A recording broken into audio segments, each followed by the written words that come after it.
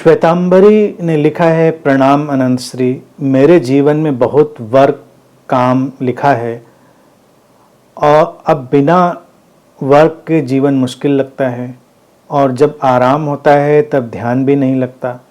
ज़्यादा काम के बीच के समय में ही ध्यान की इंटेंसिटी ज़्यादा होती है, इसीलिए आराम से डर लगता है कि मैं ध्यान से अलग हो जाऊंगी।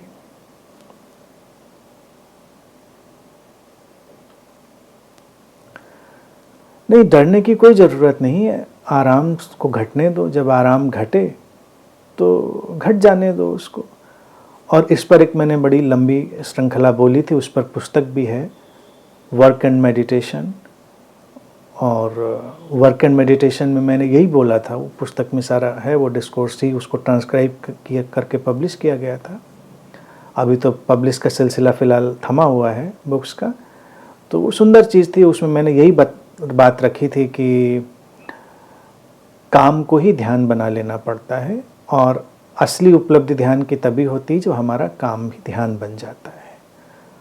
और इसको एक्सेप्ट करने पर विश्राम के क्षण जो हैं वो भी बहुत ही नेचुरल, बहुत ही सहजता से आते हैं, बिना किसी समस्या के आते हैं, बिना किसी अड़चन के आते हैं। तो बस उस एक्सेप्टेंस को लाओ। काम आवश्यक है, काम ज़्यादा या कम हो सकते हैं।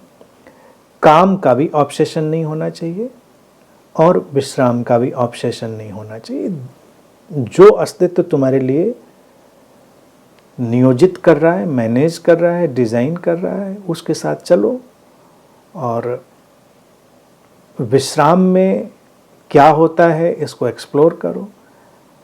ये डर है तो क्यों है, क्या विश्राम की उलझन है, उन सबको समझने की बहुत संवेदनशीलता से कोशिश करो, तो कई परतें खुलेंगी और फिर जो विश्राम है वो भी सुंदर होगा, गहरा होगा और ज़्यादा ध्यानपूर्ण और ज़्यादा मेडिटेटिव बनाएगा।